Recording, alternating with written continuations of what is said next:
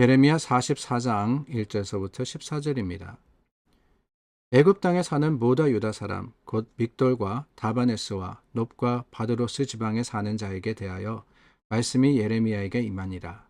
이르시되 만군의 여호와 이스라엘의 하나님께서 이와 같이 말씀하시니라. 너희가 예루살렘과 유다 모든 성읍에 내린 나의 모든 재난을 보았느니라. 보라, 오늘 그것들이 황무지가 되었고 사는 사람이 없나니 이는 그들이 자기나 너희나 너희 조상들이 알지 못하는 다른 신들에게 나아가 분향하여 섬겨서 나의 노여움을 일으킨 악행으로 말미암음이라. 내가 나의 모든 종 선지자들을 너희에게 보내되 끊임없이 보내어 이르기를 너희는 내가 미워하는 이 가증한 일을 행하지 말라 하였으나 그들이 듣지 아니하며 귀를 기울이지 아니하고 다른 신들에게 여전히 분향하여 그들의 악에서 돌이키지 아니하였으므로 나의 분과 나의 노여움을 쏟아서 유다 성읍들과 예루살렘 거리를 불살랐더니 그것들이 오늘과 같이 폐허와 황무지가 되었느니라. 만군의 하나님 이스라엘의 하나님 여호와께서 이와 같이 말씀하셨느니라. 너희가 어찌하여 큰 악을 행하여 자기 영혼을 해하며 유다 가운데에서 너희의 남자와 여자와 아이와 젖먹는 자를 멸절하여 남은 자가 없게 하려느냐. 어찌하여 너희가 너희 손이 만든 것으로 나의 노여움을 일으켜 너희가 가서 머물러 사는 애굽 땅에서 다른 신들에게 분향함으로 끊어버림을 당하여 세계 여러 나라 가운데에서 저주와 수치거리가 되고자 하느냐. 너희가 유다 땅과 예루살렘 거리에서 행한 너희 조상들의 악행과 유다 왕들의 악행과 왕비들의 악행과 너희의 악행과 너희 아내들의 악행을 잊었느냐. 그들이 오늘까지 겸손하지 아니하며 두려워하지도 아니하고 내가 너희와 너희 조상들 앞에 세운 나의 율법과 나의 법규를 지켜 행하지 아니하느니라. 그러므로 만군의 여호와 이스라엘의 하나님께서 이와 같이 말씀하시니라. 보라, 내가 얼굴을 너희에게로 향하여 환란을 내리고 온 유다를 끊어버릴 것이며 내가 또 애굽 땅에 머물러 살기로 고집하고 그리로 들어간 유다의 남은 자들을 처단하리니 그들이 다 멸망하여 애굽 땅에서 엎드러질 것이라. 그들이 칼과 기근에 망하되 낮은 자로부터 높은 자까지 칼과 기근에 죽어서 저주와 놀램과 조롱과 수치의 대상이 되리라. 내가 예루살렘을 벌한 것 같이 애굽 땅에 사는 자들을 칼과 기근과 전염병으로 벌하리니 애굽 땅에 들어가서 거기에 머물러 살려는 유다의 남은 자 중에 피하거나 살아남아 소원대로 돌아와서 살고자 하여 유다 땅에 돌아올 자가 없을 것이라. 도망치는 자들 외에는 돌아올 자가 없으리라 하셨느니라.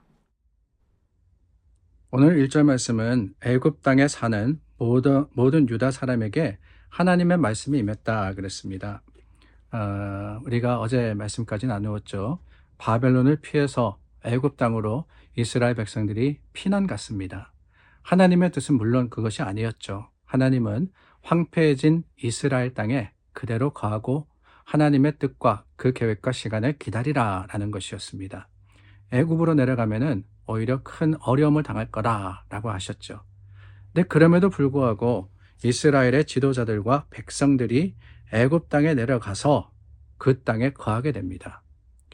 계속해서 우리 지난 몇 장을 거쳐서 애굽이라는 나라 그리고 바벨론이라는 나라 그 사이에 낀 예루살렘의 모습을 보게 됩니다. 당연히 바벨론이라는 나라가 신흥 왕국으로서 이 이스라엘 땅을 멸망시키고 큰 힘을 얻어가고 있는 상황입니다. 그러나 애굽도 만만치 않아요. 이 남쪽 지역을 다스리면서 항상 전통적인 강국으로서 이스라엘 주변에 있던 나라였습니다. 때로는 이스라엘이 애굽과 붙기도 하고 때로는 애굽과 멀어지기도 하고 이런 상황이 계속해서 이어져 가고 있었는데 그런 생각이 듭니다. 아니 바벨론에게 침략당했으니까 당연히 주변 강국인 애굽에게 기대야 되는 거 아니냐. 이스라엘이 그 줄다리기를 잘해야지만 존재할 수 있는 거 아니냐라고 말입니다. 요즘 뭐로 따지면은 미국과 중국 사이에서 한국이 참 줄다리기를 잘해야 된다라는 이야기를 많이 하지 않습니까? 이제 그런 상황인 거예요. 그런데 하나님의 뜻은 변함이 없습니다. 애굽은 아니라는 거예요. 애굽은 무조건 아니랍니다. 왜 그러시느냐? 아니 하나님 바벨론에게는 순응하라. 그들의 통치를 받아들여라 하면서 왜 애굽은 안 됩니까? 여러분 그 이유가 뭘까요? 당연히 첫 번째는 하나님의 뜻이기 때문에 그렇습니다. 그 하나님의 뜻을 우리가 이해하고 그것을 설명하려고 하기보다는 하나님께서 바벨론을 들어쓰시니까 그래 바벨론은 하나님의 도구니까 하나님 말씀대로 행하는 게 맞기 때문입니다.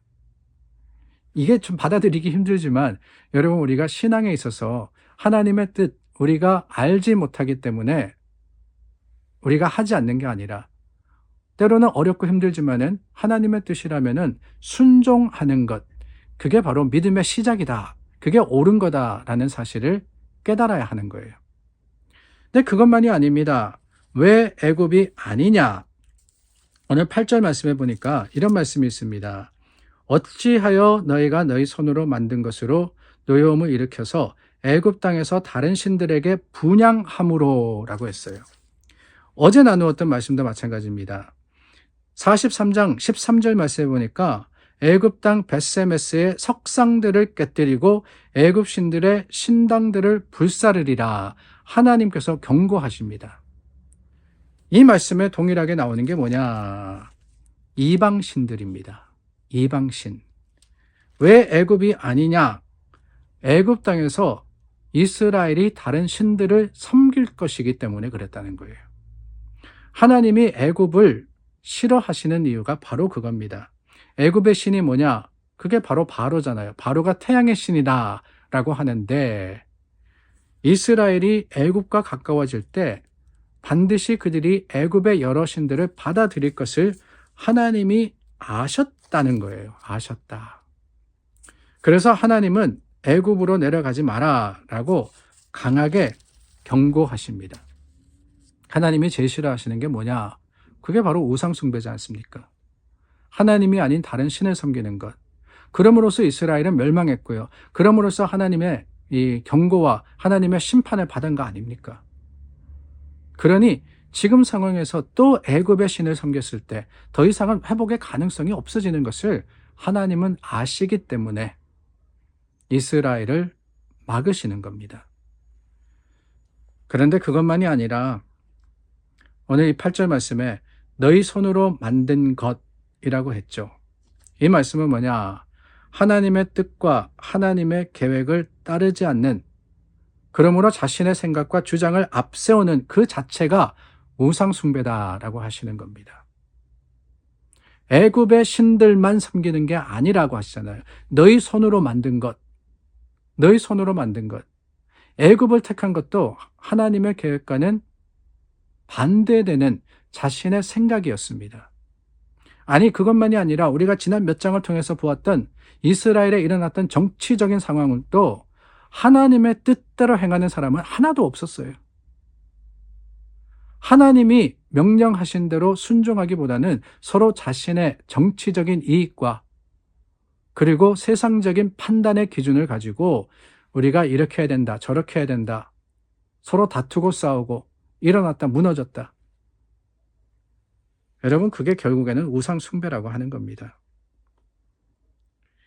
우상숭배는 하나님께서 경계하시는 것일 뿐만 아니라 하나님이 싫어하시는 거예요. 그 이유가 뭐냐? 10절 말씀에 나옵니다. 그들이 오늘까지 겸손하지 아니하며 내 생각을 앞세우는 것도 세상의 여러 우상들을 섬기는 것도 결국엔 뭐냐? 겸손하지 않기 때문에 그래요. 그래서 어저께 우리가 한 단어를 나누었습니다. 오만이라는 단어. 오만. 여러분 하나님 앞에 오만한 게 얼마나 무서운 일입니까? 하나님은 사람의 교만을 꺾으시는 분이십니다. 우리가 우리 주장을 앞세울 때 내 뜻이 이루어지는 것이 아니라 우리는 하나님의 뜻을 가리고 방해하는 것이 되기 때문에 하나님은 결코 그 교만을 그냥 두지 않으십니다. 이스라엘이 멸망한 것도 결국에는 뭐냐? 자신의 생각이 옳았다라고 판단하며 자신이 원하는 것을 이루려고 애쓴 그들의 교만이었어요. 하나님은 결국 그 말씀대로 살지 않는 모습을 그냥 두지 아니하시고 심판하십니다. 그 말씀이 오늘 저와 여러분들에게 경고가 되고 있는 거예요. 우리는 어떻습니까? 우리는 말씀 앞에 겸손합니까? 말씀 앞에 겸손하다는 것이 무엇일까요? 결국 그것은 말씀대로 사는 것을 의미하는 거죠. 때로는 이해가 되지 않습니다. 때로는 받아들이기 더 힘듭니다. 그러나 그럼에도 불구하고 하나님께서 말씀하신 것이기 때문에 내가 겸손히 그 말씀 앞에 무릎 꿇을 때 하나님의 뜻은 우리에게 더 풍성한 것으로 허락하시고 더 좋은 것으로 이루시는 겁니다. 오늘 저와 여러분 주님 앞에 겸손한 자들이 되기를 원합니다. 내가 드러나는 것, 그게 성공이 아닙니다. 하나님이 보여지는 것, 그게 우리의 성공임을 기억하고 하나님께 맡겨드리는 오늘 하루가 될 수 있기를 간절히 소망합니다. 기도하겠습니다. 참 좋으신 하나님, 하나님의 뜻이 이루어지기를 원해 주님께 맡깁니다. 주님의 말씀과 또한 그 선포 앞에 겸손한 마음으로 주님을 인정하고 또한 하나님의 뜻대로 행하는 우리 모두가 되게 하여 주시옵소서. 예수님의 이름으로 기도드립니다. 아멘. 우리 함께 기도함으로 하나님께 나아갑니다. 오늘도 중보하여서 서로를 위해서 계속해서 하나님의 뜻을 구하는 저와 여러분 될 수 있기를 바랍니다.